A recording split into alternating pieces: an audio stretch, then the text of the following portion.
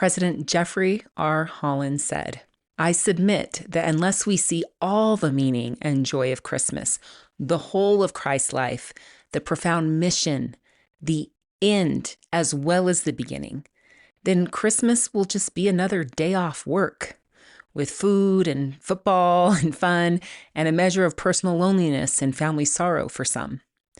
The true meaning, the unique, joyous meaning of the birth of this baby was not confined to those first hours in Bethlehem, but would be realized in the life he would lead and in his death, in his triumphant atoning sacrifice, and in his prison-bursting resurrection. These are the realities that make Christmas joyful."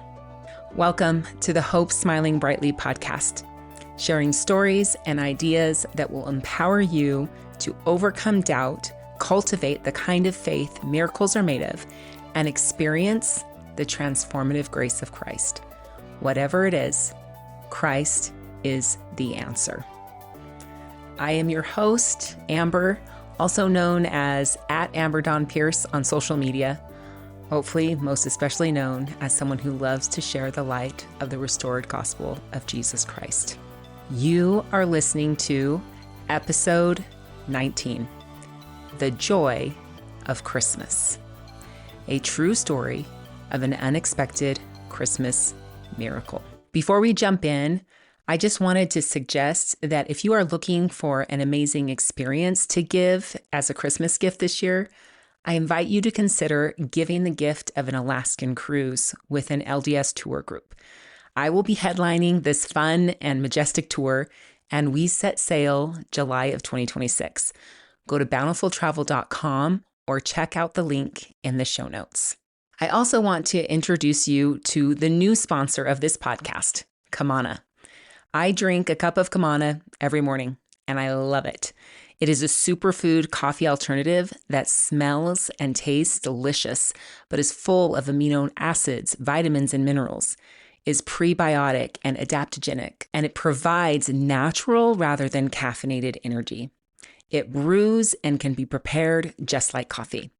Use code AMBER20 to get 20% off your order at kamana.com. That's Kamana.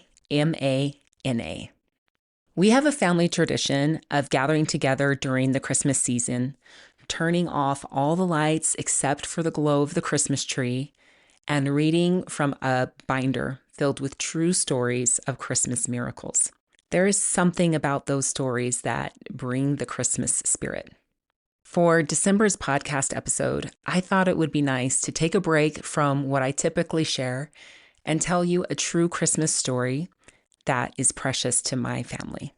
Every family has their stories. You know, the ones that get brought up and repeated at almost every big family gathering. Even though the story has been told a million times, everyone listens, chimes in, and reacts as if it's being told for the first time. Many are the stories of that one thing that we will never live down.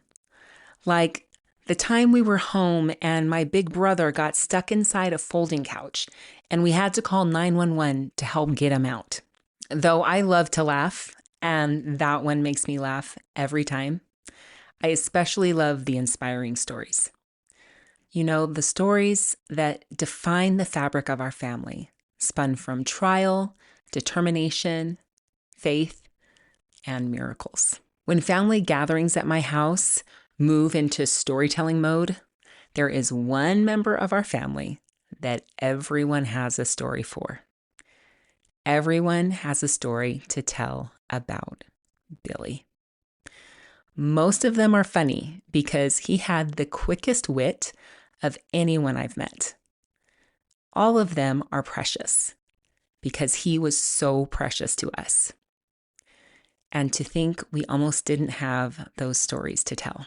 The fact that Billy lived and joined our family was a miracle in and of itself. Knowing that my mother could no longer bear children, she and my dad began to fill out adoption papers, believing that they would be adopting older children. They were given a list of problems that children might have and asked what they would be willing and able to accept in their home. At the time, they did not believe that they would be able to adopt a child with special needs. My mom had a brother with mental disabilities, and she didn't believe that she could tread those waters again.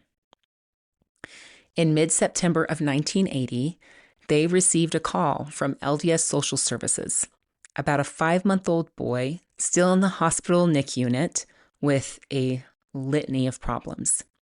He hadn't been put up for adoption yet because no one was sure that he would even live. The only thing my mom heard was, "Baby boy." And all she could do was ask if she could see him. She always recounts that Billy had the most beautiful blue eyes. He was only 7 pounds, 11 ounces at 5 months old. He had his first meal without his feeding tube only 3 weeks earlier. Billy's birth was described as a spontaneous breech birth with an immediate stroke. He was 26 weeks along and weighed 3.4 pounds. He would need skull surgery because his skull sutures were permanently sealed and had to be reopened. Doctors felt that he would never function, let alone live to maturity. But my mom knew differently. She only had to look into his eyes, and she could see a glorious future. Despite his abilities, she was in love. She went home, knelt before the Lord with my father, and asked what they were to do. My mom felt as though she was told over and over again that Billy came to earth perfect in his imperfect body, that he might be in our home, a part of our family. My parents were blessed to bring Billy home on October 10th, 1980, their 10th wedding anniversary. What a gift. The first year was spent keeping my brother alive. The surgery on his skull didn't go well. His body rejected the plates placed in his skull. They performed a second surgery to remove more bone and infection, but thankfully that surgery proved successful. Billy had apnea and slept on an apnea blanket, which would set off an alarm when he would stop breathing. We all would respond from all corners of our home to make sure that he would take that next breath. Billy quickly became an integral part of the family. My siblings and I made him a part of all of our games. He was the bomber jet as we ran him throughout the house, and he was often my baby doll. He was 3 by the time he walked, though it was against all odds. He continued to beat the odds by talking, learning to write his name, and memorizing and repeating the lines to any movie that he watched. We would often be woken in the middle of the night as Billy belted out the tunes of his favorite Disney songs when he couldn't sleep. If anyone at home was fighting, he would somehow diffuse the situation by suggesting we all just needed to take a Prozac. You couldn't take him to the local grocery store without people walking up to him like he was a celebrity. He would act so excited to see anyone who came up to him. But most often, if you asked him, like, who was that? He'd just shrug his shoulders, even though he had just hugged and chatted with them as if they were his best friend. The first family member my husband, then boyfriend, met was Billy. We were driving down the road to my home, and my husband pointed out that there was a young man riding a bike with a bathrobe on over his clothes and a cowboy hat on his head. "Oh, that's my brother," I nonchalantly replied. "Roll down the window." "Hey, Billy," I yelled, to which he replied, "I'm not Billy, I'm Darkwing Duck." Oh, I have so many stories, but today there's a more somber one I want to share. Though the story of Billy joining and thriving in our family was miraculous, beautiful, and sacred, we had no idea that the story of when he would leave this life would be just as miraculous, beautiful, and sacred. Every holiday with my brother was Billy's favorite. The day after one holiday was over, he would start talking about the next. Who was coming? What would we do? He would ask these questions that he already knew the answers to several times a day out of sheer excitement. We may have lost patience with any other 25-year-old, but obviously, Billy wasn't any other 25-year-old. Billy's physical and mental disabilities blessed him with the innocence of a 4-year-old, and he radiated joy and love wherever he was. Christmas 2005 was an especially popular topic with Billy because more family than usual would be gathering together to celebrate. He loved his brothers and sisters. He would tell one sibling that they were his favorite, and in the next moment tell a different sibling that they were his favorite. He had so much love in that body of his, he couldn't decide on just one. His love extended to everyone around him, wherever he was. There wasn't a single greeting that didn't include an enthusiastic hi, followed by him rushing over to give a hug. There would be plenty of hugs this Christmas, and he showed his excitement by constantly listing off everyone that would be coming. Of course, he didn't forget also to list what he wanted Santa to bring him. This year, it was a captain's hat. He loved to dress up, and a captain's hat would top off his ensemble of jeans, button-up shirt, suit coat, cowboy boots that he absolutely refused to wear on the right feet, and a walking cane that he did not need, but thought he looked pretty cool using. Yep, he would show up this Christmas in style. A week before Christmas, I brought him with me to participate in the nativity for my son's preschool. I suggested that he could be a shepherd since he already had a cane, but he wouldn't have it. He was adamant that he would be a wise man. He played his part well, bowing down and giving Jesus his gift. The next day, my brother woke up feeling sick. I was worried for him and bummed because Billy was the life of the party. We needed him well enough to whack the Christmas Eve piñata with his cane, scramble to scoop up all the candy, and then come to each of us to taunt us with his winnings. At least we still had a few more days until Christmas. We would just remember Billy in our prayers, and surely he'd be better by then, right? Christmas Eve morning came, and when my mom went to check on Billy, and to our relief, he seemed to be feeling better. We went on with our preparations for our traditions to be held that evening and let Billy rest a little more. By 5 p.m., the house was bustling with family and the magical excitement of Christmas brings. A few of us went to Billy's room to check in on him and wake him for the fun. As we entered the room, we instantly noticed his breathing was especially strained. I had heard that breathing before when my son had croup, and the sound immediately set off alarms in my mind. Everyone's reaction was the same. We need to take Billy to the hospital. But first, he needs a blessing.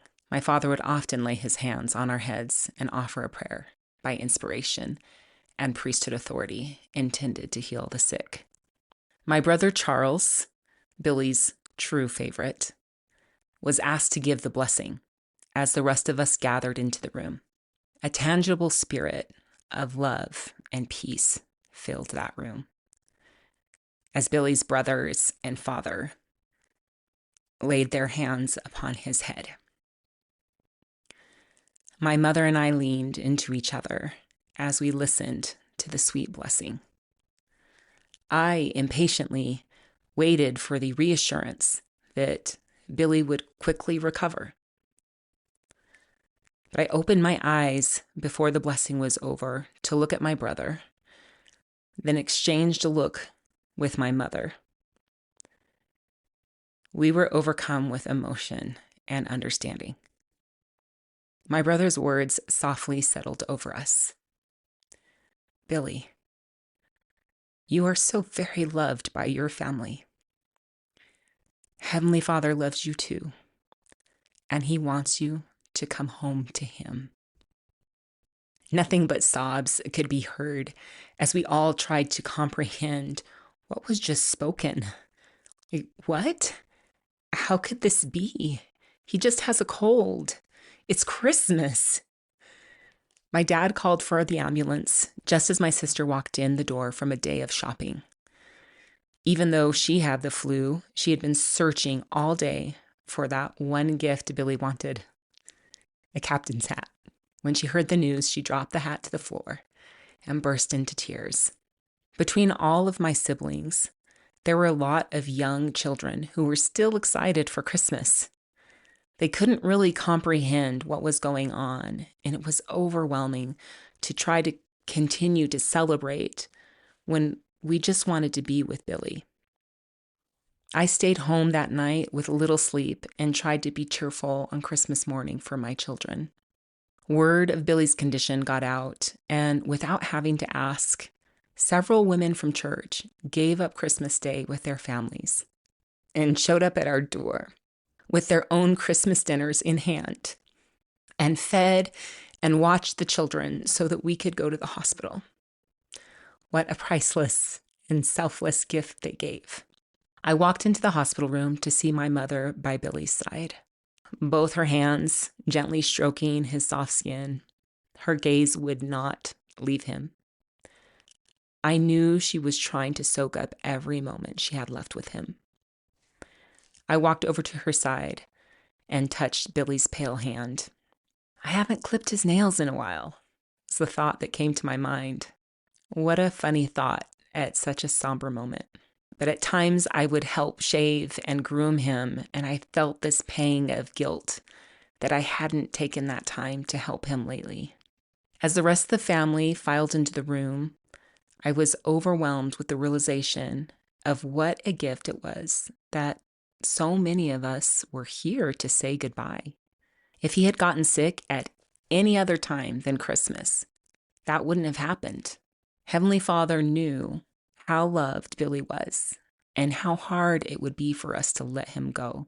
He showed such love and mercy and letting us tell Billy how much we loved him and giving him one more hug before he called him home.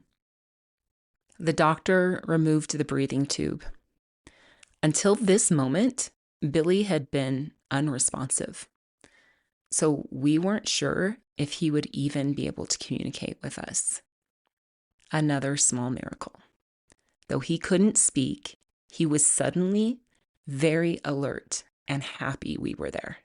I showed Billy all the things that Santa had stuffed in his stocking and some of the gifts he had received. If he could have, I knew he would have jumped up the second he saw his new captain's hat. He tried to sit up and reach for it, but didn't have the strength. But you could sense his contentment as I placed it on his head for him. His ensemble was complete. We moved on to Billy's favorite thing to do, sing. Billy would shake his head yes and no as we tried to guess which Christmas song he wanted us to sing. He always loved to sing at the top of his lungs, and you could see his joy as sounds of Rudolph the Red-Nosed Reindeer and other Christmas songs filled the intensive care unit. In a moment, the entire family spontaneously began singing Billy's all-time favorite church song, Called to Serve. Tears and love were overflowing, and I'm surprised we could sing out the words with such strength. The song Billy sang hundreds of times before took on a whole new meaning. Billy always talked about how he was going to go on a mission for the Church of Jesus Christ of Latter-day Saints when he grew up. And of course, we all knew his disabilities would make this impossible. The Spirit helped us understand that not only had Billy already been on a mission his entire life, but he was also being called home to continue his mission for Heavenly Father and Jesus Christ. Those unexpected yet precious moments in the hospital were a miracle from Heavenly Father. As soon as we finished singing and hugging Billy goodbye, he closed his eyes, unresponsive again. A few hours later, his spirit returned home. How fitting for the most Christ-like member of our family to return to his heavenly home on Christmas Day. I had the privilege of helping prepare his body for burial. I wanted to clip his nails and shave his face for the last time.